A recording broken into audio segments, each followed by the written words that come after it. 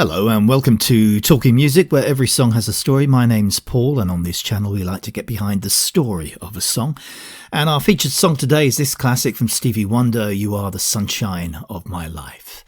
Now, this really is a classic love song, isn't it? And would stand up to any other classic love song from any other era.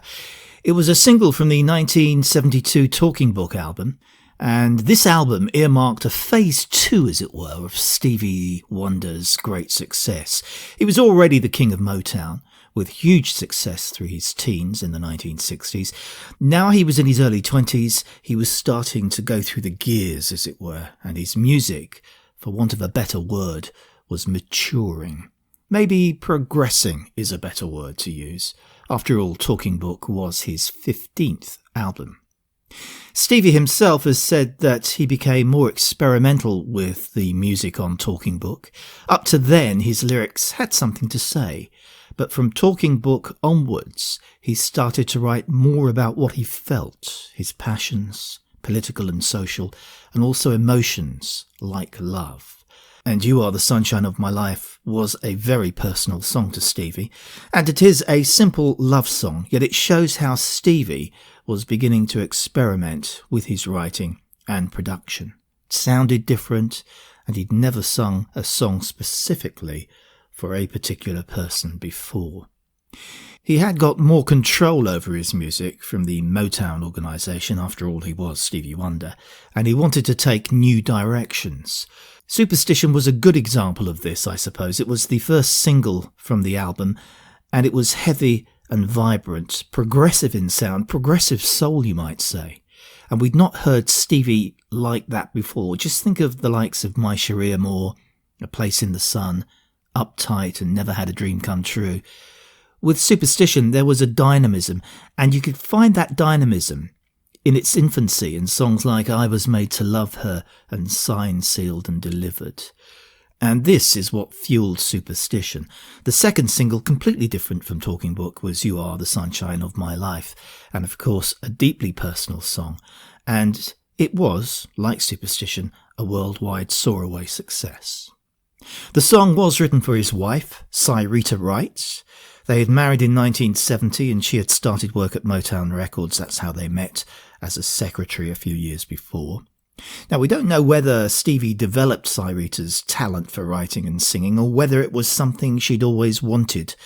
But she co-wrote Signed, Sealed and Delivered in 1970, and she co-wrote various songs along with Stevie on the 1971 Stevie album Where I'm Coming From.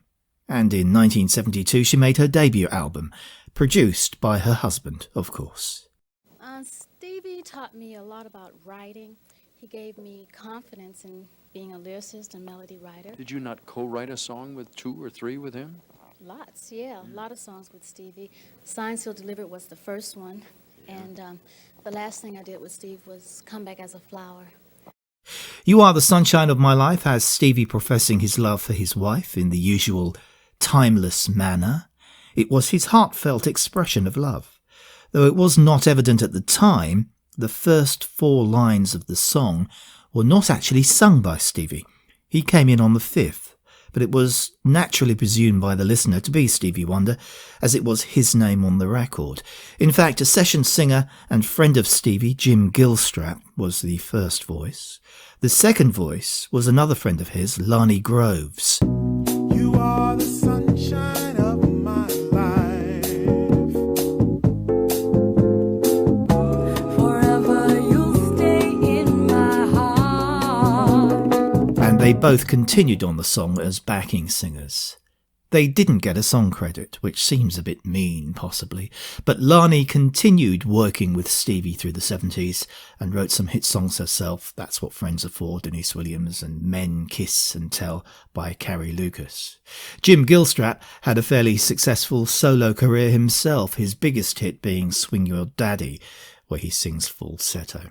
Well, my buddy and I, Jerry Peters, who had the group Friends of Distinction. I was in a group that he had called The Reason Why. Myself, my girlfriend at the time was Lonnie Groves, who sang on Sunshine of My Life with me. and a young lady named Stephanie Spool. And Stevie picked us out of the group after we cut an album with Jerry Peters. And he asked me and Lonnie to come to New York and stay with him and sing in his Wonderlove group. Best thing that ever happened to me. Me and Lonnie, we lived with Stevie for almost 2 years in Queens. We stayed there with him, and I traveled with him. I used to drive him all over Queens and New York, and we'd go to the Electric Lady studio in New York, and that was Jimi Hendrix's old place. And that's where we started cutting Talking Book. Talking Book was where Sunshine of My Life came from, and Stevie asked me to sing the beginning to it. And then I also sang the background with me and Lonnie sang the beginning to You Are the Sunshine of My Life, and Stevie sang the rest of it.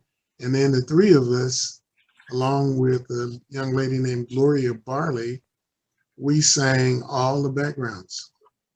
He was trying to give us a break, to sing on his album, which I appreciated because it's helped me more than, a lot here in town to be known as the guy who sang the beginning line to You Are the Sunshine of My Life.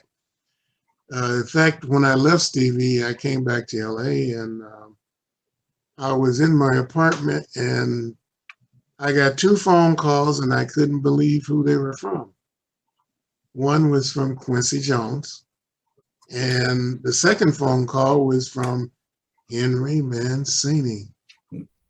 Having a song start like this, 2 guest singers, was unusual. But it was all very impromptu. It was recorded in 1972 at the Electric Lady Studios in New York City. His band at the time was Ray Parker Jr. on guitar, Scott Edwards on bass, Keith Copeland drums, Steve Medeo, Trevor Lawrence and David Sanborn on horns, and Stevie of course played keyboards. Scott Edwards had said that Stevie had been working on the song and had the structure, and started playing it to the rest of the band, who began to join in, and the whole song developed organically. It was a bit of a jam session.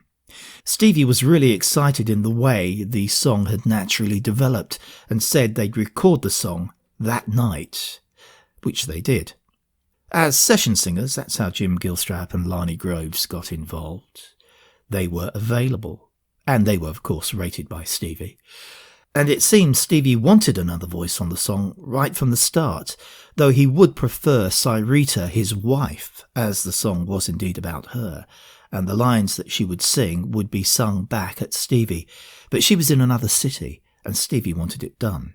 So the song, that's about Cyrita, had 2 unrecognisable singers start it up, then Stevie coming in as the storyteller, as it were, and taking over. With compression on AM radio back in the 1970s, making the songs sound punchier on radio, the voices of Jim Gilstrap and Lonnie Groves didn't sound altogether different to Stevie Wonder. When it was determined that the 3rd and 4th lines were sung by a female voice, it was thought to be that of Cyrita's. But back in those days, it was no big talking point because, in the main, most people were unaware of it. Didn't stop it being a big hit though. Let's check out the charts. First, America.